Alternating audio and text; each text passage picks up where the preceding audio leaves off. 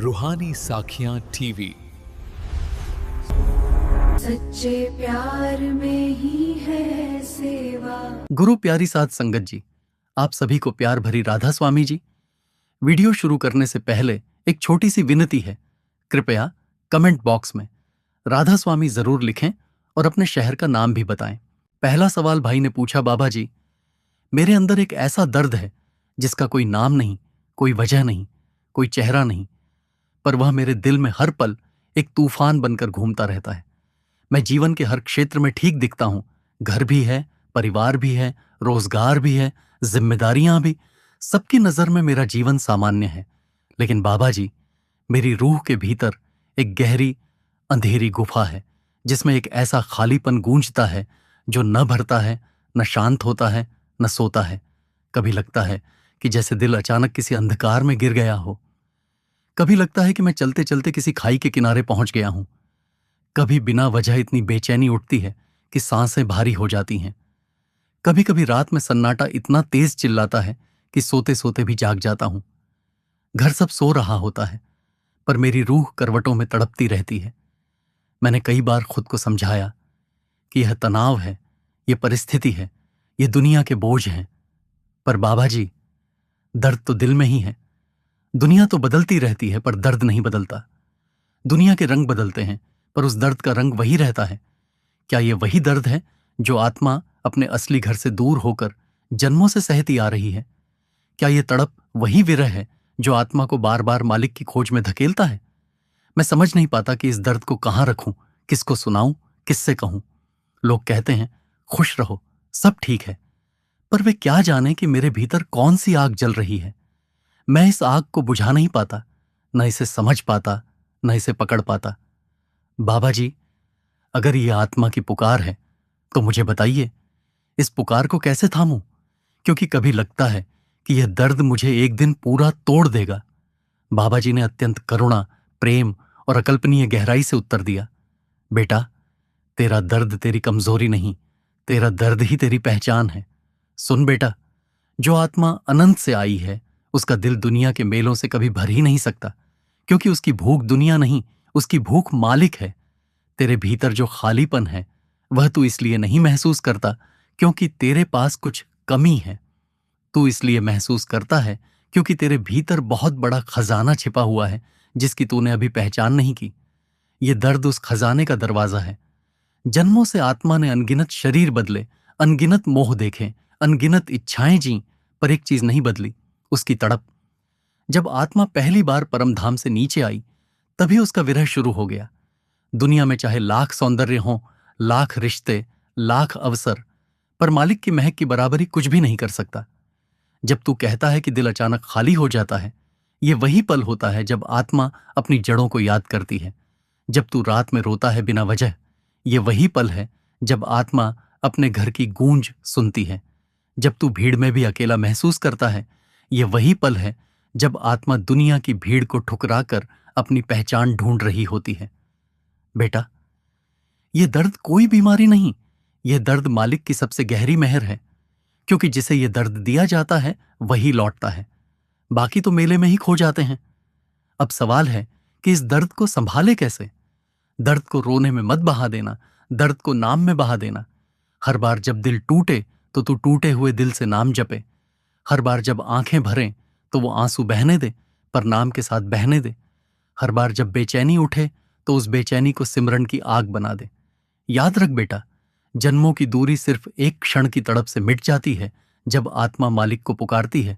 तू डरे नहीं, तेरा दर्द तेरा पतन नहीं, तेरा उत्थान है। जब यह दर्द पूरी तरह जाग जाएगा, तेरी मंजिल खुद तुझे बुलाएगी। दूसरा सवाल बहन ने पूछा।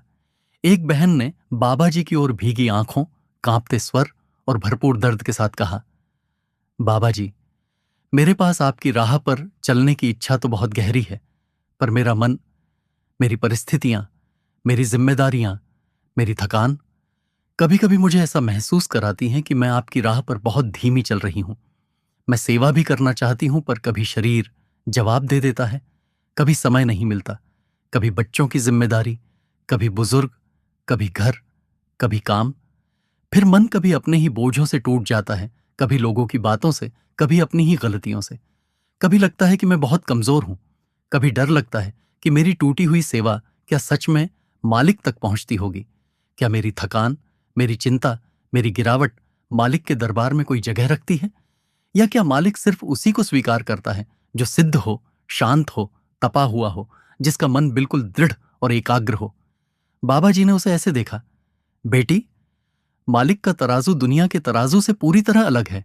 तुझे लगता है कि तू छोटी है, कमजोर है, टूट जाती है, पर मालिक को यही सबसे ज्यादा प्यारा है। दुनिया पूछती है, तूने कितना किया? मालिक पूछता है, किस दिल से किया? दुनिया देखती है, तेरे हाथ में कितनी मिट्टी लगी? मालिक देखता है, तेरे दिल में कितनी सच्चाई लगी। बेटी, जब तू थकी होती है और फिर भी सेवा करती है, तो मालिक के फरिश्ते तेरी थकान को इबादत की तरह दर्ज करते हैं। जब तू रोते हुए भी सिमरन करती है, तो उस एक शब्द को मालिक सोने से भी महंगा समझता है। जब जिम्मेदारियां पहाड़ बनकर खड़ी होती हैं और फिर भी तू कोशिश करती है, तो मालिक उस कोशिश को अपनी दया से सींच देता है। तू सोचती है कि तू कुछ नहीं कर रही, और मालिक कहता है, तेरी हर कोशिश तेरी रूह का सोना है। सुन बेटी, जब तू बिल्कुल टूट जाती है और फिर भी उठकर नाम लेती है, तो वह नाम तेरे होंठों से नहीं, तेरी आत्मा से निकलता है। ऐसा नाम मालिक के दिल पर सीधा जाकर लग जाता है। मालिक को सिद्ध साधक नहीं चाहिए, मालिक को सच्चा साधक चाहिए। और तू वही है। तू टूटी हुई है पर सच्ची है। तेरा मन कांपता है पर तेरी नीयत नहीं। तेरा शरीर थकता है पर तेरी रूह मालिक को पुकारती है। याद रख, परफेक्ट इंसान कोई नहीं, पर सच्चा इंसान वही है जो टूटकर भी मालिक की राह नहीं छोड़ता। तीसरा सवाल भाई ने पूछा। एक साधक भाई ने बाबा जी के सामने हाथ जोड़कर भारी सांसों के साथ अपने दिल का सारा दर्द खोलते हुए कहा, बाबा जी, मेरे अंदर एक लड़ाई चल रही है। एक तरफ मन है जो मुझे घसीटकर दुनिया में ले जाता है, और दूसरी तरफ आत्मा है जो मालिक की ओर भागना चाहती है। बाबा जी, कभी लगता है कि मेरी किस्मत ही मेरे खिलाफ खड़ी है। जितना मैं मालिक की राह पर चलना चाहता हूं, उतना ही मेरे कदम किसी अदृश्य बोझ से दब जाते हैं। कभी घर की परिस्थितियां, कभी नौकरी की मुश्किलें, कभी स्वास्थ्य की परेशानी, कभी मन का तूफान, जैसे 100 अदृश्य हाथ मेरे एक एक कदम को रोकते रहते हैं। मैं सोचता हूं कि मैं चलूंगा, पर अचानक कोई नई समस्या सामने खड़ी हो जाती है। मैं सिमरन के लिए बैठता हूं तो पिछला कल याद आ जाता है।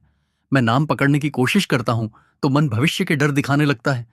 मैं मालिक की ओर झुकना चाहता हूं तो मन दुनिया दिखाने लगता है। कई बार लगता है कि क्या मेरे पिछले जन्मों के कर्म इतने भारी हैं कि आज भी मुझे सांस लेने नहीं देते? क्या मेरे पाप इतने गहरे हैं कि मेरी किस्मत हर कदम पर मुझे रोक लेती है? कभी लगता है कि मैं साधना में आगे बढ़ ही नहीं सकता। कभी लगता है कि मेरी लगन कमजोर है। कभी लगता है कि मेरे दिल की पुकार मालिक तक पहुंचती ही नहीं। बाबा जी, क्या किस्मत सच में सब कुछ तय कर देती है? क्या मन की पकड़ को तोड़ना हमारे बस में है? और यदि मन बार बार मुझे गिरा देता है, भटका देता है, ढा देता है, तो क्या मालिक फिर भी मेरी ओर नजर कर सकता है? कभी कभी डर लगता है कि कहीं मेरी मंजिल मेरी ही गलतियों के कारण मुझसे दूर न हो जाए। बाबा जी, दया करके बताइए, क्या कोई साधक मन की जंजीरों से निकलकर मालिक की गोद में पहुंच सकता है अगर उसका मन उसे दिन रात कैद किए बैठा है? बाबा जी ने गहरी करुणा, दया और अपार रूहानी शक्ति से उत्तर दिया, बेटा, तेरे भीतर जो लड़ाई है वह तेरा दोष नहीं है, वह तेरी यात्रा है। और याद रख, जिस साधक के दिल में यह लड़ाई सबसे ज्यादा होती है, वही साधक सबसे नजदीक खड़ा होता है। सुन बेटा, मन तेरे खिलाफ नहीं है। मन बस वही कर रहा है जो उसे जन्मों से सिखाया गया है। तूने जन्मों जन्मों तक मन को दुनिया खिलाई है, इच्छाएं खिलाई हैं, ख्वाहिशें खिलाई हैं, मोह माया खिलाई है। अब जब तू उसे अचानक कहता है कि चल, अब हम मालिक की ओर चलें, तो मन तुझे खींचकर वापस वहीं ले जाता है जहां उसे मजा आता है। ये मन की बगावत नहीं, ये मन की आदत है। अब बात किस्मत की। बेटा, किस्मत तुझे रोक नहीं रही, किस्मत तुझे ढाल रही है। तू समझता है कि मुश्किलें तेरे रास्ते में आई हैं, पर सच्चाई ये है, मुश्किलें तेरे निर्माण के लिए आई हैं। जिस दिन किस्मत आसान हो गई, उस दिन तेरी रूह सो जाएगी। जो कठिनाई तेरे सामने खड़ी है, वही मालिक का सबसे बड़ा इशारा है कि बेटा, मैं तुझे जगाना चाहता हूं, तुझे उठाना चाहता हूं, तुझे अपने करीब लाना चाहता हूं। कर्म तुझे दबा नहीं रहे, कर्म तुझे धक्का दे रहे हैं कि तू उठ। तेरी मंजिल कुछ बड्डी है। और जहां तक बात है तेरी साधना की, तेरी पुकार की, तेरी तड़प की, बेटा, मालिक तुझे तेरी आवाज से नहीं, तेरी तड़प से सुनता है। तेरा मन भटकता है, हाँ, पर तेरा दिल रोता है, बस वही मालिक की दरगाह में पहुंचता है। जब तू बैठता है और मन भाग जाता है और तू फिर से बैठता है, वही दोबारा बैठना तेरी सबसे बड़ी साधना है। मालिक तेरे सिमरन के शब्द नहीं गिनता, मालिक तेरी कोशिशों की आंच गिनता है। बेटा, मन की जंजीरें इंसान तोड़ नहीं सकता, लेकिन मालिक की दया उन जंजीरों को पलक झपकते तोड़ सकती है। तू गिर, पर हर बार उठ जा, क्योंकि गिरने से मंजिल दूर नहीं होती, छोड़ देने से मंजिल दूर होती है। तेरी मंजिल तुझसे दूर नहीं है, तेरी मंजिल तुझे बुला रही है। तू अपने कदम चलाता रह, बाकी मंजिल तक पहुंचाना मालिक का काम है। चौथा सवाल बहन ने पूछा, बाबा जी, मैं सत्संग में आती हूं, संगत के बीच बैठती हूं, आपके वचन सुनती हूं, और मुझे लगता है कि मेरा दिल पिघल रहा है, कुछ बदल रहा है, कुछ भीतर से हिल रहा है। जब मैं पंडाल में बैठती हूं तो ऐसा लगता है जैसे मेरी रूह सदियों बाद किसी अपने आंगन में लौटी है। ऐसा लगता है कि जैसे मेरे दिल पर रखा हुआ कोई अदृश्य पत्थर हल्का हो गया है। लेकिन बाबा जी, जैसे ही मैं पंडाल से उठती हूं, जैसे ही मैं घर लौटती हूं, जैसे ही मैं बच्चों, जिम्मेदारियों, कामकाज और दुनिया की दौड़ में उतरती हूं, वही पुरानी मैं फिर से जाग उठती हूं। मेरी वह शांति जो सत्संग में मिलती है, घर पहुंचते ही टूट जाती है। वह सुकून जो संगत के बीच महसूस होता है, जिम्मेदारियों के शोर में खो जाता है। मैं आपके दर्शन करते ही हल्की हो जाती हूं, पर घर पहुंचते ही जैसे पूरा बोझ वापस सीने पर रख दिया जाता है। बाबा जी, क्या मैं सच में बदल भी रही हूं, या मैं सिर्फ उस माहौल से प्रभावित हो जाती हूं जो पंडाल में मिलता है? कई बार तो ऐसा लगता है कि मैं दो अलग इंसान हूं, सत्संग वाली मैं और घर वाली मैं। सत्संग में बैठी मैं, शांत, समर्पित, मालिक की तरफ झुकती हुई, अहंकार से मुक्त, आंखों में वर्णी होती हुई। लेकिन घर पर वाली मैं गुस्से में बोल देती हूं, मन में बोझ रख लेती हूं, दुनिया को ज्यादा महत्व दे देती हूं, अहंकार में उतर जाती हूं और फिर दुखी होकर सोचती हूं, क्या मेरा मन कभी बदल पाएगा? बाबा जी, क्या सत्संग में मिलती हुई शांति सिर्फ वहां तक ही सीमित है? क्या सारी रूहानी ताकत सिर्फ पंडाल में ही रहती है? क्या हम घर में उसी रूहानी असर को कभी महसूस भी कर सकते हैं? और अगर मैं हर रोज लड़ती रहती हूं अपने ही मन से, अपने ही गुस्से से, अपनी ही कमजोरियों से, तो क्या मालिक फिर भी मेरी तरफ नजर कर सकता है? बाबा जी, कृपा करके बताइए, क्या घर की भागदौड़ में एक टूटी हुई साधक कभी अंदर से उठ सकती है जैसा वह सत्संग में उठती है? बाबा जी ने मुस्कुराकर बहुत गहरे भाव से, बहुत ही ममतामयी आवाज में उत्तर दिया, बेटी, तू सत्संग में जो महसूस करती है वह किसी माहौल का असर नहीं है, वह तेरी आत्मा का मालिक की धुन से मिलना है। पंडाल में बैठकर जो शांति तू महसूस करती है वह तेरे भीतर ही थी, बस वहां माहौल ऐसा है कि वह शांति जाग उठती है। सत्संग कोई जादू नहीं करता, सत्संग तेरे अंदर का दरवाजा खोल देता है। अब बात घर की। बेटी, जब तू पंडाल से घर जाती है तो तू बदल चुकी होती है, पर घर का शोर उस बदलाव को ढक लेता है, मिटाता नहीं। जैसे सूरज हर दिन उगता है, पर बादल उसकी रोशनी को छुपा लेते हैं, उसे मिटाते नहीं। घर की भागदौड़, बच्चों की जिम्मेदारी, रिश्तों के उतार चढ़ाव, ये सब बादल हैं, और सत्संग में मिली शांति वह तेरे अंदर का सूरज है। सुन बेटी, मालिक ने तुझे दो रूप नहीं दिए, तू एक ही है। बस जगहें बदलती हैं, हालात बदलते हैं, पर तेरी आत्मा नहीं बदलती। तू सत्संग में हल्की क्यों होती है? क्योंकि वहां तेरी आत्मा अपने घर की आवाज सुनती है। तू घर में भारी क्यों हो जाती है? क्योंकि वहां तेरे मन की आवाज तेरी आत्मा पर भारी पड़ जाती है। इसका मतलब यह नहीं कि तेरी साधना बेकार है या तू बदल नहीं रही। इसका मतलब यह है कि तू अभी सीख रही है।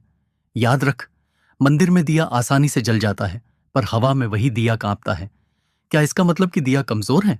नहीं बेटा, इसका मतलब है कि जगह अलग है।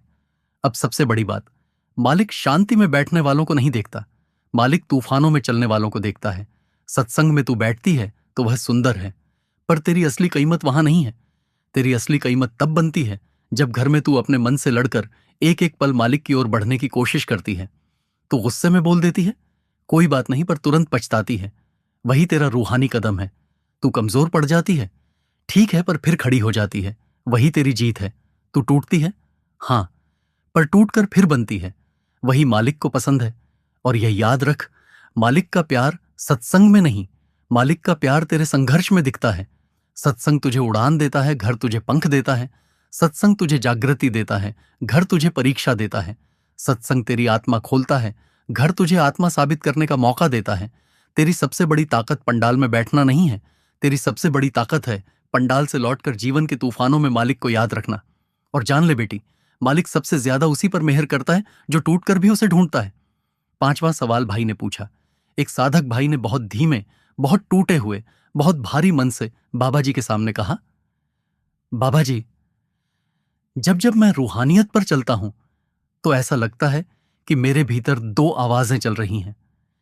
एक जो कहती है कि मालिक करीब है और दूसरी जो कहती है कि मैं मालिक से बहुत दूर हूं। कभी लगता है कि मेरी आत्मा रोशनी से भरी हुई है और कभी ऐसा लगता है कि अंदर इतना अंधेरा है कि खुद को भी देख नहीं पाता। जब मैं सिमरन करता हूं तो कभी कभी ऐसा लगता है कि कोई अदृश्य सहारा मेरी सांसों में उतर रहा है। ऐसा लगता है जैसे भीतर कोई नूर बिना आवाज के जल उठता है, जैसे कोई अनकहा प्यार दिल में फैल रहा है। पर बाबा जी, कभी कभी वही दिल इतना खाली हो जाता है कि लगता है जैसे नूर का कण भी वहां नहीं है। कभी लगता है कि मालिक मेरे बिल्कुल पास है और कभी लगता है कि मालिक मुझे छोड़कर कहीं बहुत दूर चला गया है। मेरी रूह कभी नशा महसूस करती है, कभी सूख जाती है, कभी उड़ने को तैयार होती है, कभी जमीन से चिपक जाती है। कभी लगता है कि मैं मालिक को छू लूंगा, कभी लगता है कि मैं मालिक के लायक ही नहीं। बाबा जी, क्या ये रूहानी राह की पहचान है? क्या ये मन के खेल हैं? या क्या ये मालिक के बुलावे का तरीका है? कभी सिमरन गहरा उतरता है, जैसे कोई अंदर सांस ले रहा हो, और कभी घंटों बैठकर भी कुछ महसूस नहीं होता। कभी लगता है कि मेरी आत्मा अंदर से जाग रही है और कभी लगता है कि मेरी आत्मा थककर सो गई है। कभी भीतर इतनी मिठास होती है कि दुनिया रेत जैसी लगती है और कभी भीतर इतने सवाल उठते हैं कि मैं दुनिया में खो जाता हूं। कभी लगता है कि मालिक मेरे कंधों पर हाथ रखकर मुझे संभाल रहा है, जैसे पिता अपने छोटे बच्चे को संभाले। और कभी लगता है कि मैं अकेला ही तूफान में चलता जा रहा हूं। बाबा जी, बताइए, क्या यह सब रूहानी यात्रा का हिस्सा है या क्या मैं किसी भ्रम में जी रहा हूं? क्या मालिक सच में कभी कभी अपनी हाजिरी महसूस कराता है? क्या वह सच में दिल में उतरकर बैठ जाता है? क्या वह सच में सांसों में रहमत भरता है? और अगर हां, तो फिर ये खालीपन क्यों? ये अंधेरा क्यों? ये टूटन क्यों? ये ऊंच नीच क्यों? क्या यह सब उस रूहानी जागरण की तैयारी है जो एक दिन सच बनकर उतरेगा? या क्या मैं सिर्फ अपने ही मन में उलझा हुआ हूं? बाबा जी, मालिक की हाजिरी कैसे महसूस होती है और एक साधक कैसे जाने कि उसके अंदर रूहानी आग जल उठी है? बाबा जी ने बहुत गहरी मुस्कान के साथ आंखों में असीम करुणा भरकर उत्तर दिया, बेटा, तेरे सवाल में आत्मा की आग जल रही है। जो इंसान यह पूछता है वह साधक नहीं, वह मुसाफिर है। मुसाफिर वह होता है जो सिर्फ रास्ते पर नहीं चलता, रास्ते के पीछे का रहस्य खोजता है। सुन बेटा, रूहानियत कोई सीढ़ी नहीं जिस पर चढ़ते जाओ और मंजिल मिल जाए। रूहानियत एक सागर है, कभी उसमें लहरें उठती हैं, कभी शांति उतरती है, कभी तू डूबता है, कभी तू तैरता है, कभी वह तेरी सांस में उतरता है, कभी वह तेरे विचारों में रोशनी भरता है, कभी वह तेरी आंखों में नमी डाल देता है और कभी वह तुझे खाली कर देता है ताकि तू और गहराई से पुकार सके। खालीपन उसकी दूरी नहीं होती, खालीपन उसकी तैयारी होती है। जैसे मिट्टी खाली होती है तब उसमें बीज बोया जाता है, जैसे घड़ा खाली होता है तब उसमें रस भरा जाता है, जैसे दिल खाली होता है तब उसमें नूर उतरता है। यह जो तू कहता है कि कभी अंदर क्षमा जलती है और कभी बुझ जाती है, वह बुझती नहीं, वह क्षमा की लौ का झुकना होता है। लौ झुकती है पर बुझती नहीं। और यह जो तू कहता है कि कभी लगता है कि मालिक कंधे पर हाथ रखे हैं, हाँ बेटा, वह रखता है। पर जब तू उस हाथ को बहुत सहारा समझने लगता है तब वह उसे हल्का सा पीछे कर लेता है ताकि तू अपने पैरों पर खड़ा होना सीख सके। यह उसका प्रेम है, छोड़ना नहीं। अब सबसे गहरी बात सुन, जो साधक मालिक की दूरी महसूस करता है वह मालिक के सबसे करीब होता है, क्योंकि दूरी का दर्द उसी को मिलता है जिसकी आत्मा जाग रही हो। दुनिया वाले तो दूरी को भी नहीं पहचानते। तेरे भीतर रूहानी आग उठ चुकी है, कभी तू उसे महसूस करता है, कभी वह भीतर चुपचाप फैलती है। रूहानियत का सबसे बड़ा संकेत यह नहीं कि तू ऊपर चढ़ रहा है, बल्कि यह है कि तेरी आत्मा भीतर रो रही है। रोना कमजोरी नहीं, आत्मा का बुलावा है। जब यह अग्नि पूरी तरह भड़क जाएगी तो नूर खुद तेरे दिल में उतर जाएगा, बिना आवाज, बिना शिकायत, बिना शोर। तू रास्ता नहीं ढूंढ रहा, तू रास्ते में ढल रहा है। और याद रख, खालीपन रूह का प्यास है, अंधेरा रूह का रात है, मिठास रूह का सवेरा है और तड़प रूह का सूरज है। तू चल रहा है बेटा, और बहुत सुंदर चल रहा है। मंजिल तुझसे दूर नहीं, मंजिल तेरे अंदर जाग रही है। छठा सवाल बहन ने पूछा, बाबा जी, सिमरन मेरे लिए सिर्फ शब्द नहीं, मेरी रूह की सांस बन गया है। लेकिन बाबा जी, मेरे भीतर दो दुनिया बसी हुई हैं। एक दुनिया वह है जहां मैं सिमरन करती हूं तो लगता है जैसे दिल के भीतर कोई महीन रोशनी फूट रही है, जैसे अंदर कोई अदृश्य शक्ति मेरी धड़कनों को थाम रही है, जैसे कोई मौन सहारा मेरे सिर पर हाथ रखता है। कभी ऐसा लगता है कि मेरी सांस रेगिस्तान नहीं, किसी पवित्र धारा से होकर बह रही है। लेकिन बाबा जी, इसके ठीक उलट, कभी ऐसा लगता है कि जैसे मेरा मन मुझे कैद कर देता है। मैं सिमरन करने बैठती हूं और मन चारों तरफ तोड़ने वाली आवाजें उठा देता है। ये कर ले, वो कर ले, अभी ये काम बाकी है, आज सिमरन में रस नहीं आएगा, तेरा मन कभी नहीं बदलेगा, तू सच्ची साधक नहीं। बाबा जी, कभी तो ऐसा लगता है जैसे मन मुझे अंदर घसीटकर अंधेरे कुएं में डाल देता है। कभी सिमरन नदी की तरह बहता है, कभी सिमरन सूखे पत्ते की तरह टूट जाता है, कभी सिमरन में भीतर की खामोशी जागती है, ऐसी खामोशी जिसमें आवाज नहीं होती पर उसका असर सांसों तक उतर जाता है। और कभी सिमरन करते करते ऐसा लगता है कि मैं बैठी ही बेकार हूं, न आवाज, न अनुभव, न मिठास, न रोशनी, बस एक सूखा, थका हुआ, खाली दिल। बाबा जी, क्या सिमरन की यह ऊंच नीच रूहानी सफर का हिस्सा है? क्या यह मन का खेल है? क्या यह मेरी कमी है? या क्या यह मालिक की परीक्षा? कभी सिमरन मुझे आसमान तक उठा देता है, कभी सिमरन मुझे जमीन पर पटक देता है।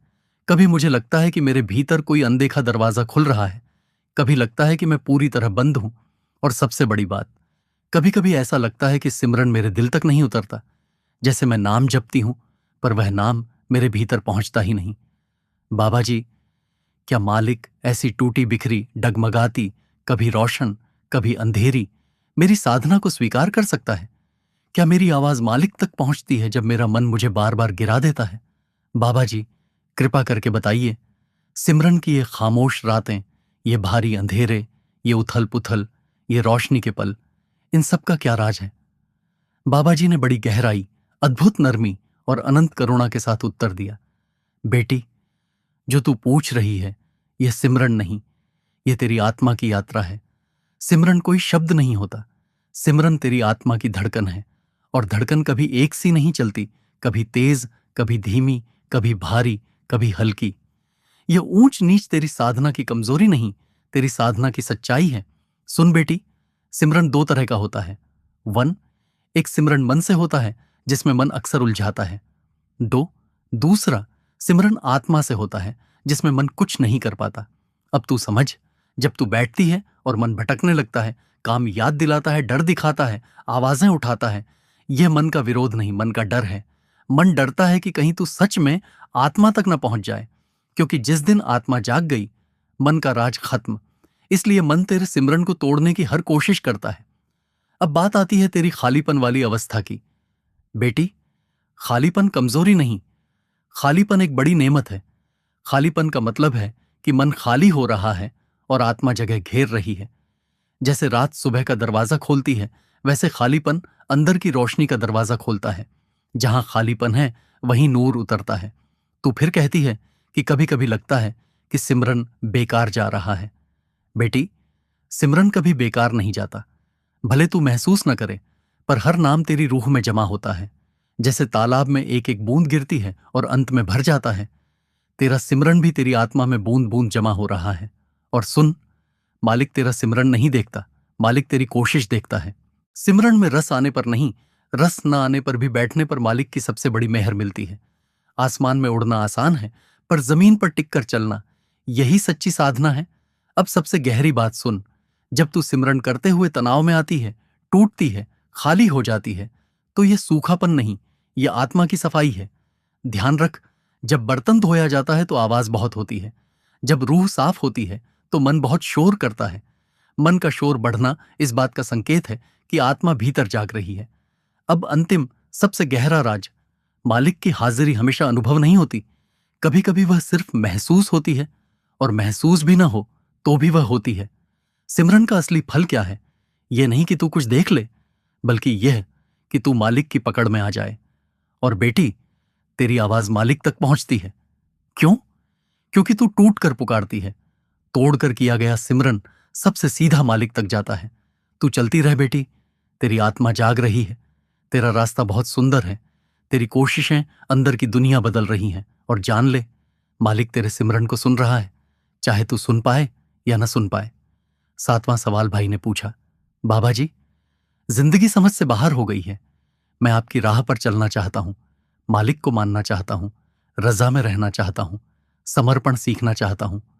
पर दिल की सच्चाई यह है कि जब दर्द आता है, जब हालात पलट जाते हैं, जब चीजें मेरे हिसाब से नहीं चलती, तो रजा के शब्द तो याद रहते हैं, लेकिन रजा वाला दिल नहीं बन पाता। बाबा जी, जब सब ठीक होता है, जब घर में सुख है, जब शरीर ठीक है, जब काम चल रहा है, तब तेरी रजा, तेरी रजा कहना आसान लगता है। पर जब अचानक किसी अपने की बीमारी की खबर आती है, जब घर में अनबन हो जाती है, जब मेहनत के बाद भी नतीजे उल्टे आ जाते हैं, जब इज्जत की जगह ताने मिलते हैं, जब दुआओं के बावजूद भी मंजर नहीं बदलता, तब अंदर से एक आवाज उठती है, मालिक, ये सब क्यों हो रहा है? मैंने ऐसा क्या किया कि मेरे साथ ही इतना हो रहा है? बाबा जी, आप कहते हैं मालिक की रजा में रहो, पर सच बताऊं, दिल अक्सर रजा नहीं मानता, शिकायत करने लगता है। कभी लगता है कि मैंने मालिक को स्वीकार किया, पर मेरे हालात ने मुझे स्वीकार नहीं किया। मैं सोचता हूं कि जो कुछ भी हो रहा है उसमें भी मालिक की मेहर होगी। पर जब दर्द अपनी हद पार कर जाता है, तो ये बातें किताबों की लगती हैं, दिल की नहीं। मैं प्रार्थना करता हूं, दुआ करता हूं, रोकर मालिक को याद करता हूं, और फिर भी कभी कभी कुछ नहीं बदलता। तब अंदर से एक और सवाल उठता है, क्या मेरी प्रार्थना कमजोर है? क्या मेरा विश्वास अधूरा है? क्या मेरी लगन सच्ची नहीं? बाबा जी, आप कहते हैं समर्पण करो, पर समर्पण आखिर है क्या? क्या दर्द को भी हां कहना समर्पण है? क्या अपनी इच्छाओं को त्याग देना समर्पण है? क्या अपने सपनों का गला घोंट देना समर्पण है? या क्या हर हाल में मुस्कुराते रहना समर्पण है? और सबसे बड़ा सवाल, अगर मैं अंदर से टूटा हुआ हूं, रो रहा हूं, समझ नहीं पा रहा, फिर भी आपके दर पर बैठा हूं, मालिक को पुकार रहा हूं, तो क्या यह भी समर्पण में गिना जाता है? या समर्पण का मतलब है कि कभी सवाल ही ना उठे, कभी दर्द ही ना लगे, कभी अंदर से टूटन ही ना आए? बाबा जी, दिल से पूछूं तो मेरी हालत यही है कि मैं रजा स्वीकार करना चाहता तो हूं, पर जब रजा का इम्तिहान आता है तो मेरा दिल कांप जाता है। कृपा करके बताइए, एक साधारण साधक जिसके भीतर डर भी है, दर्द भी है, कमजोरी भी है, वह मालिक की रजा में कैसे जीना सीखे? और क्या मालिक ऐसे कमजोर, डरते, कांपते, टूटते हुए साधक को भी अपने करीब कर सकता है? बाबा जी ने बहुत गहरी, बहुत नरम, बहुत रूहानी आवाज में उत्तर दिया, बेटा, तूने जो कहा ना, यही सबसे सच्चा रूहानी सवाल है। लोग समझते हैं कि रजा का मतलब है दर्द ना होना, आंसू ना आना, सवाल ना उठना, जबकि सच्चाई यह है कि रजा का असली रंग तो दर्द के बीच दिखता है। सुन बेटा, पहली बात तो यह समझ कि तू अकेला नहीं है। हर वह दिल जो सच में मालिक को चाहता है, उसी में यह लड़ाई चलती है, इच्छा और रजा के बीच, मेरे मन की मर्जी और मालिक की मर्जी के बीच। रजा का मतलब यह नहीं होता कि तुझे दर्द महसूस ही ना हो। रजा का मतलब होता है दर्द महसूस होते हुए भी मालिक से मुंह न मोड़ना। समर्पण का मतलब यह नहीं कि तू रोए नहीं, टूटे नहीं, सवाल न करे। समर्पण का मतलब है रो भी ले, टूट भी जा, सवाल भी कर ले, लेकिन आखिर में अपना सिर उसकी गोद में रख दे। तू कहता है कि तू शिकायत कर बैठता है, तू गलत नहीं। बच्चा अगर दर्द में मां से शिकायत न करे तो किससे करे? मालिक शिकायत से नाराज नहीं होता, बेपरवाही से नाराज होता है। जिस दिन इंसान शिकायत करना भी छोड़ दे, उस दिन वह मालिक से उम्मीद रखना भी छोड़ देता है। अब रजा का असली रस सुन। जब तू कहता है, मालिक, मुझे समझ नहीं आ रहा कि तू क्या कर रहा है, पर मैं फिर भी तेरे दर से हटूंगा नहीं, यही रजा है। जब तू रोते हुए कहता है, मुझे दर्द हो रहा है, पर तेरे सिवा कोई और सहारा नहीं, यही समर्पण है। समर्पण ये नहीं कि मेरे अंदर तूफान ही ना उठे, समर्पण ये है कि तूफान उठे, पर मैं नाव से कूदकर भागूं नहीं, बल्कि पतवार तेरे हाथ में सौंप दूं। तू यह सोचता है कि रजा में रहने का मतलब हर हाल में मुस्कुराना है। नहीं बेटा, कई बार रजा में रहने वाला इंसान इतना रोता है कि दुनिया समझ ही नहीं पाती कि यह आंसू शिकायत के हैं या प्रेम के। मालिक के प्रेम में जो आंसू गिरते हैं, उनमें भीगी हुई रजा होती है। दर्द आया, दिल कांपा, आंसू निकले, सवाल उठे। फिर भी तू नमाज की तरह उसके सामने बैठ गया, हाथ जोड़कर कह दिया, जो तू चाहे वही ठीक है। मैं समझ नहीं पा रहा, पर मैं तेरे खिलाफ नहीं खड़ा, तेरे साथ खड़ा हूं। बेटा, यही असली रजा है। तू सोचता है कि समर्पण मतलब पूरी तरह शांत होना। नहीं, समर्पण मतलब है अपनी सारी अशांति लेकर उसके पास बैठे रहना। जो तू बार बार कह रहा है कि मैं रजा सीखना चाहता हूं पर दिल नहीं मानता, यही बात बता रही है कि तेरी आत्मा जाग रही है। जो लोग रजा से दूर होते हैं वे ये सवाल करते ही नहीं। अब एक बात और सुन, तूने पूछा कि क्या टूटा हुआ साधक भी मालिक के करीब हो सकता है।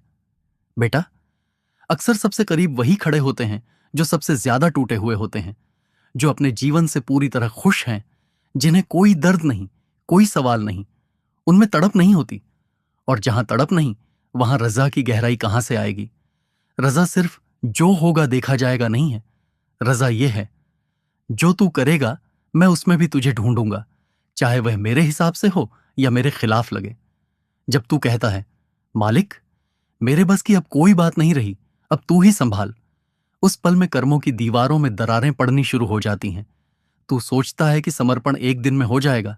नहीं बेटा, समर्पण एक एक दर्द, एक एक घटना, एक एक आंसू से बनता है। हर बार जब तू गिरकर भी उसकी ओर लौटता है, हर बार जब दर्द के बीच उसका नाम लेता है, हर बार जब शिकायत के बाद भी उसके सामने हाथ जोड़ देता है, वहां वहां थोड़ा थोड़ा समर्पण जन्म लेता है। एक दिन ऐसा आएगा कि तुझे खुद पता नहीं चलेगा और तू देखेगा कि तू पहले जैसा नहीं रहा।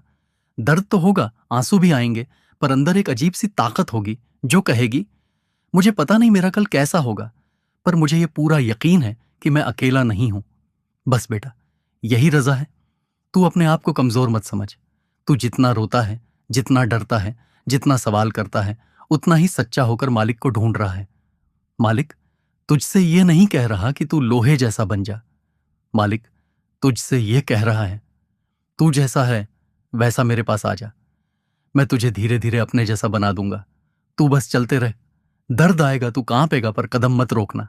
मंजिल तू नहीं बना रहा, मंजिल उसने पहले से बना रखी है। तू बस अपने दिल की डोर उसके हाथ में दे दे, बाकी रास्ता वह खुद तुझसे तय करवा लेगा। 8वां सवाल बहन ने पूछा, बाबा जी मेरे अंदर एक ऐसी आवाज उठती है जिसे मैं समझ नहीं पाती। कभी लगता है कि वह आवाज मुझे किसी अदृश्य जगह बुला रही है, जैसे कोई पुराना घर, पुराना आंगन, पुराना मालिक कहीं भीतर से पुकार रहा हो। कभी लगता है कि मेरे दिल में कोई अनदेखी धुन बज रही है, बहुत हल्की, बहुत कोमल, पर इतनी गहरी कि उसे सुनकर मेरी रूह कांप जाती है। और बाबा जी, कभी ऐसा भी लगता है कि यह सब मेरे मन का भ्रम है। कभी लगता है कि मालिक मुझसे बात कर रहा है और कभी लगता है कि मैं खुद से ही बातें कर रही हूं। कभी बैठकर आंखें बंद करती हूं तो लगता है जैसे दिल के दरवाजे के पीछे कोई खड़ा है, बहुत शांत, बहुत परिचित, बहुत अपनापन भरा, जैसे मुझे देख रहा है, जैसे मुस्कुरा रहा है, जैसे कह रहा है, मैं यहीं हूं, तू बस चलती रह। पर बाबा जी, कभी वही आंख बंद करते ही अंदर अंधेरा फैल जाता है। कोई आवाज नहीं, कोई धुन नहीं, कोई सहारा नहीं, बस एक खाली, सूखी, थकी हुई चुप्पी। मैं समझ नहीं पा रही, क्या यह आवाज मेरी आत्मा की है? क्या यह मालिक की ओर से एक संकेत है, या यह सिर्फ मन का खेल है? कभी लगता है कि मेरी आत्मा जाग रही है और कभी लगता है कि मेरी आत्मा गहरी नींद में पड़ी है। कभी लगता है कि अंतःकरण मुझे बुला रहा है उस दिशा में जहां मालिक की महक है, पर कभी लगता है कि मैं कहीं नहीं बढ़ रही। कभी दिल कहता है तू सही रास्ते पर है, और कभी दिल ही चुप हो जाता है और मैं डर जाती हूं। कभी सिमरन करते हुए अचानक अंदर मिठास उतरती है, जैसे कोई बहुत पुराना प्यार वापस लौट आया हो, और कभी वही सिमरन इतना सूखा हो जाता है कि लगता है जैसे मैं पत्थर पर हाथ मार रही हूं। बाबा जी, क्या आत्मा सच में अपनी भाषा में बात करती है? क्या अंतःकरण सच में रूह को पुकारता है? और अगर यह पुकार है तो मैं इसे कैसे पहचानूं? बाबा जी, कृपा करके बताइए, क्या मालिक सच में दिल की खामोशियों में उतरता है? क्या वह आवाज जो मुझे बुलाती है मेरी आत्मा की है या मालिक की? और अगर यह उसकी पुकार है तो मैं उसे कैसे संभालूं? बाबा जी का उत्तर, बेटी, तूने जो पूछा ना, वह दिल का नहीं, रूह का सवाल है। जो अंदर उठता है वह मन की आवाज नहीं होती। मन चीखता है, आत्मा फुसफुसाती है। मन शोर मचाता है, आत्मा खामोश बात करती है। मन डर पैदा करता है, आत्मा हिम्मत देती है।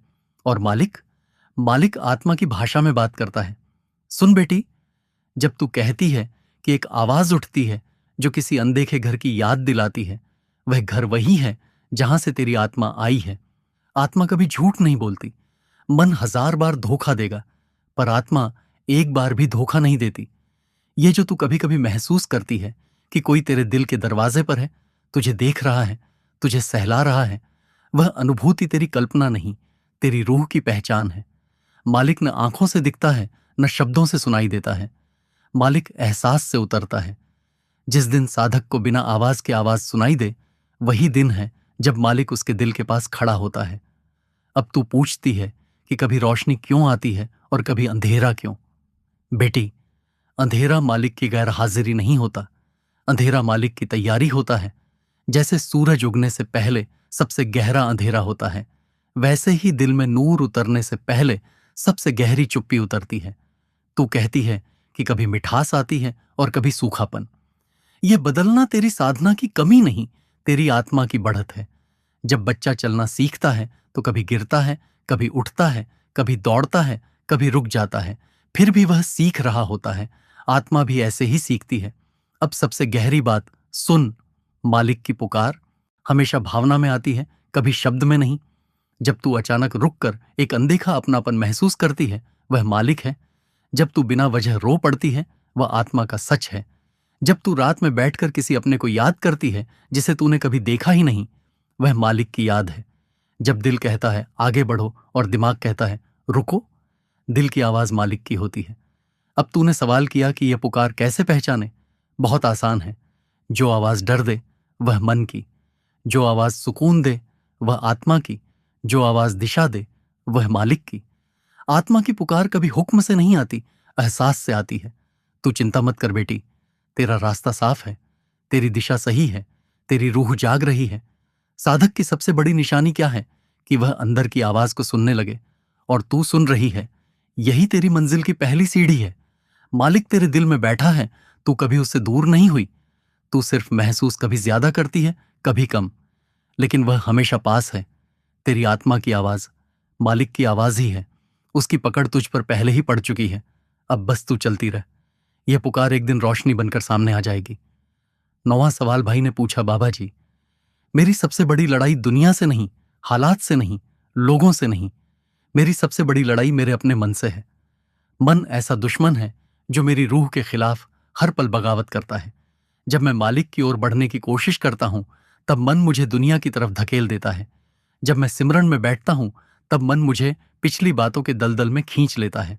जब मैं भक्ति करना चाहता हूं, तब मन कहता है आज नहीं, कल कर लेंगे, थोड़ा आराम कर ले, थोड़ी दुनिया देख ले।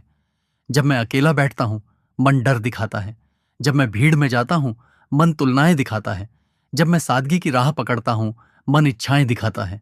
जब मैं मालिक को पुकारता हूं, मन कहता है तेरा मालिक तुझसे नाराज है। बाबा जी, क्या मन इतना शक्तिशाली है कि वह आत्मा को उसके मालिक तक जाने ही न दे? कभी कभी ऐसा लगता है कि मेरा मन मेरी आत्मा को किसी अंधे कुएं में बंद किए बैठा है, और मेरी रूह वह चीख रही है, तड़प रही है, दरवाजा पीट रही है, पर बाहर नहीं निकल पा रही।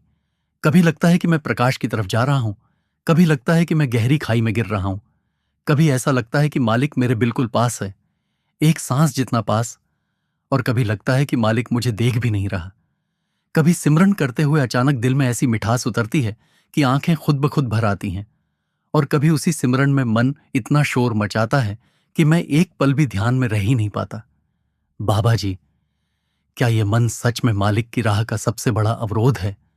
और अगर हां, तो मैं इस मन को कैसे झुकाऊं, कैसे समझाऊं, कैसे बदलूं?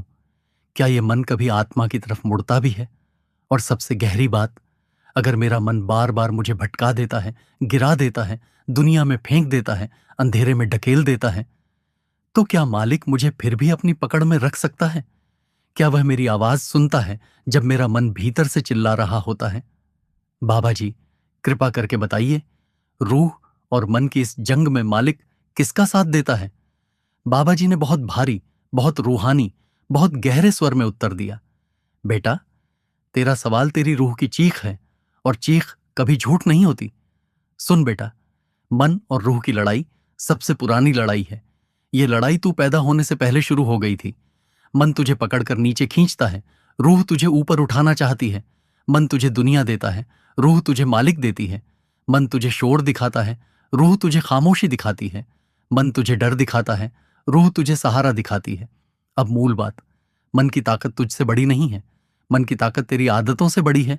मन वही करेगा जो तूने जन्मों तक उसे सिखाया है। तूने उसे इच्छाएं सिखाई, मोह सिखाया, ख्वाहिशें सिखाई, दुनिया सिखाई, और अब अचानक तू उसे कह रहा है कि चल हम मालिक की ओर चलें। मन बोलेगा मैं क्यों चलूं? पर आत्मा बोलेगी मुझे लौटना है। जो ये जंग तू लड़ रहा है वह तेरी कमजोरी नहीं, ये तेरी मंजिल का दरवाजा है। अब ध्यान से सुन, मन को तू हर नहीं सकता, मन को तू बदल नहीं सकता, मन को तू मार नहीं सकता, पर मन को तू थका सकता है। मन हर पल आवाज उठाता है, पर अगर तू हर पल उस आवाज का जवाब न दे तो मन खुद थकने लगता है। मन चीखता है क्योंकि वह जानता है कि तेरी आत्मा जाग रही है। जैसे अंधेरा सूरज उगने से पहले सबसे ज्यादा फैलता है, वैसे ही मन आत्मा के जागने से पहले सबसे ज्यादा बगावत करता है। तेरा मन तुझे इसलिए गिराता है क्योंकि तेरी आत्मा उठने लगी है। अब सबसे गहरी बात, इस जंग में मालिक हमेशा आत्मा का साथ देता है, कभी मन का नहीं। मन मालिक का नहीं, दुनिया का साथी है। रूह मालिक की बेटी है। मालिक कभी मन की सुनता ही नहीं, वह हमेशा रूह की सुनता है। जब तू टूट कर मालिक को पुकारता है तो वह मन की आवाज नहीं सुनता, वह रूह की तड़प सुनता है।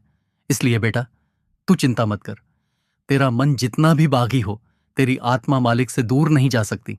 तू गिर सकता है, भटक सकता है, रो सकता है, टूट सकता है, पर तू खो नहीं सकता, क्योंकि खोते वो हैं जिनके पास मालिक की पकड़ नहीं होती, और तेरी रूह उसकी पकड़ में है। याद रख, मन की आवाज ऊंची होती है पर मालिक की पकड़ गहरी होती है। मन तुझे नीचे गिराएगा पर मालिक तेरे गिरने से पहले ही तुझे पकड़ लेगा। तेरी रूह जीत चुकी है बेटा।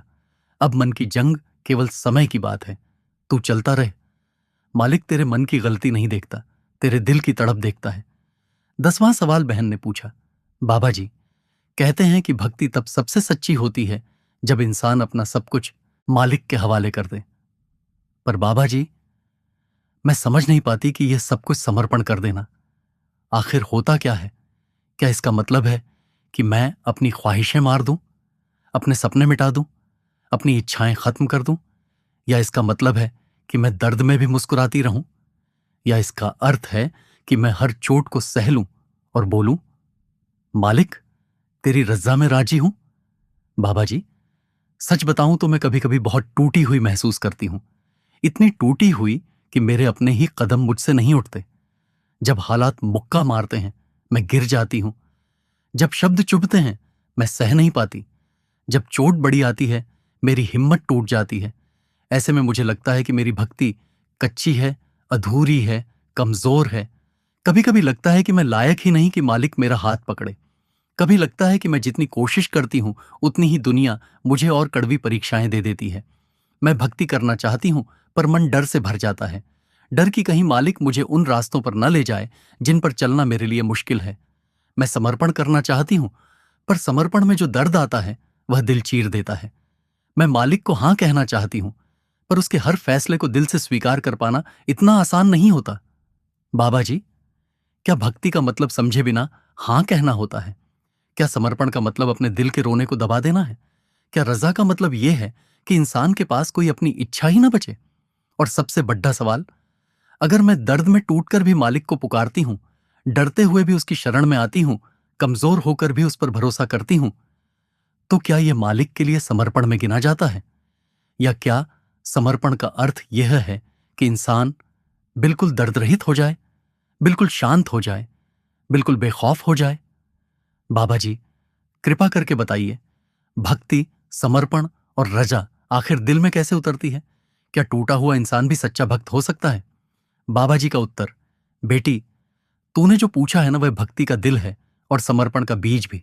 सबसे पहले यह समझ, समर्पण दर्द नहीं मिटाता, समर्पण दर्द को अर्थ दे देता है।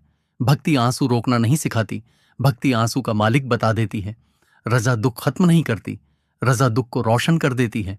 समर्पण का मतलब अपनी इच्छा मार देना नहीं होता, समर्पण का मतलब होता है अपनी इच्छा का स्थान मालिक की इच्छा को दे देना। जैसे तू ये कहे, मालिक, मैं समझ नहीं पा रही कि तू क्या कर रहा है, पर मैं तुझसे नाराज नहीं हूं। मेरी समझ छोटी है, तेरी मर्जी बड़ी है। जो तू करेगा वही अच्छा होगा। अब सुन, टूटना कमजोरी नहीं, टूटना रूह का सफाई घर है। तू टूटी क्यों? क्योंकि तेरा दिल मालिक के हाथ से बना है। पत्थर नहीं टूटते, दिल टूटता है, और टूटता वही है जो मालिक के करीब होता है। मालिक के प्रेम की एक पहेली है। वह फूलों में नहीं, चोट में मिलता है। वह आराम में नहीं, परीक्षा में मिलता है। वह मुस्कुराहट में नहीं, तड़प में मिलता है। जब तू डरते हुए भी उसकी शरण में आती है, यही समर्पण है। जब तू रोते हुए भी उसका नाम लेती है, यही भक्ति है। जब तू टूट कर भी सिर उसके आगे झुका देती है, यही रजा है। अब सुन, समर्पण का मतलब यह नहीं कि इंसान के दिल में डर ना हो। समर्पण का मतलब यह है डरते हुए भी मालिक को पकड़े रहना। जिसे डर नहीं होता उसे पकड़ने की जरूरत नहीं। जिसे चोट नहीं होती उसे सहारे की जरूरत नहीं। जिसका दिल नहीं रोता उसमें तड़प कैसे उठेगी? तू सोचती है कि पूरी तरह शांत होना समर्पण है।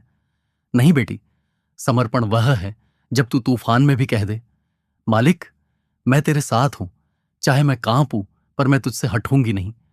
अब एक बड़ा राज सुन, मालिक हमेशा टूटे हुए दिल को पहले उठाता है, क्योंकि टूटा हुआ दिल सबसे सच्ची आवाज देता है। जिस दिल में घमंड है वह पुकार नहीं सकता। जिस दिल में बहाव है वह बहाना नहीं करता। तूने पूछा, क्या टूटा हुआ इंसान भी सच्चा भक्त होता है? बेटी, सच्चा भक्त वही होता है जो टूटकर भी मालिक की ओर भागता है। जो लोग हर हाल में मुस्कुराते रहते हैं वे अक्सर दूर रहते हैं। जो लोग हर हाल में चुप रहते हैं वे भी दूर रहते हैं। पर जो लोग दर्द में भी मालिक का नाम लेते हैं वे मालिक के दिल के सबसे करीब होते हैं। तू इतनी बार टूटती है, इसका मतलब तेरी रूह बहुत कोमल है, और कोमल मिट्टी सबसे सुंदर पौधे बनाती है। तू डर मत बेटी, तेरी भक्ति अधूरी नहीं, तेरी भक्ति सच्ची है। तेरा समर्पण कमजोर नहीं, तेरा समर्पण जिंदा है। तू बस एक काम कर, दर्द में भी मालिक को न छोड़ना, डर में भी मालिक को न छोड़ना, आंसुओं में भी मालिक को न छोड़ना। क्योंकि जिस दिन तू सच 11वां सवाल भाई ने पूछा, बाबा जी मेरी जिंदगी मुझे खुद भी कभी समझ नहीं आती। इंसान बाहर से ठीक दिख सकता है पर उसके भीतर क्या चलता है वह कोई नहीं देखता।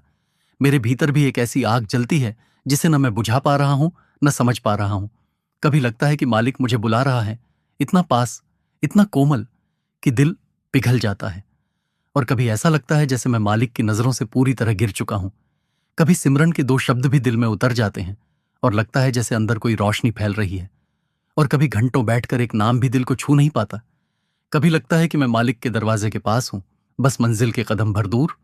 और कभी ऐसा लगता है कि मैं जन्मों दूर खड़ा हूं, रोशनी गायब, दिशा गायब, मंजिल गायब। बाबा जी, कभी अपने ही कर्म मुझे इतने भारी लगते हैं कि लगता है मेरी रूह उनके नीचे कुचल जाएगी। कभी लगता है कि मेरा मन मेरी आत्मा को बांधकर कहीं दूर खींच रहा है। कभी लगता है कि मैं पूरी कोशिश कर रहा हूं, और कभी लगता है कि मैं कुछ भी नहीं कर पा रहा।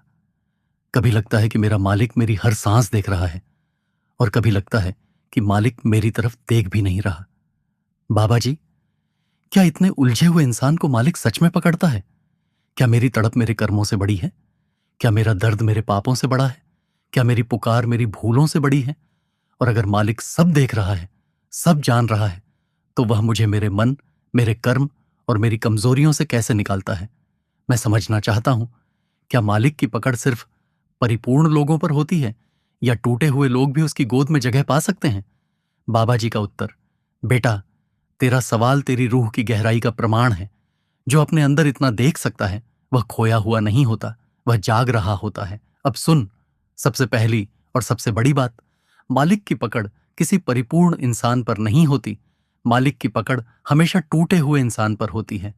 परिपूर्ण लोगों को पकड़ने की जरूरत नहीं होती, पर टूटे हुए लोग वे मालिक की गोद के लिए ही बने हैं।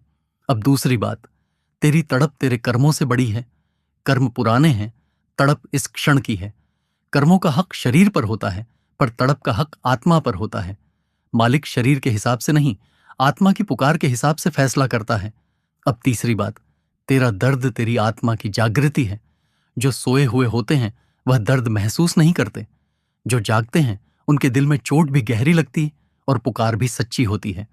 जब तू कहता है कि कभी लगता है मैं मालिक के करीब हूं और कभी लगता है बहुत दूर, यही असली यात्रा है। कभी सवेरा, कभी शाम, कभी उजाला, कभी अंधेरा, कभी उड्डान, कभी गिरावट।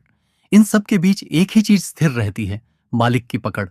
अब यह समझ, मन की आवाज हमेशा तेरे खिलाफ होगी, आत्मा की आवाज हमेशा तेरे पक्ष में होगी, और मालिक हमेशा आत्मा का साथ देता है। तू कहता है कि मन तुझे खींच ले जाता है। हाँ, खींचेगा, क्योंकि मन का रिश्ता दुनिया से है, पर रूह का रिश्ता मालिक से है। इसलिए जब तू मन की वजह से गिरता है, मालिक रूह की वजह से तुझे उठाता है। तू गिरने की चिंता करता है, मालिक उठाने के बहाने ढूंढता है।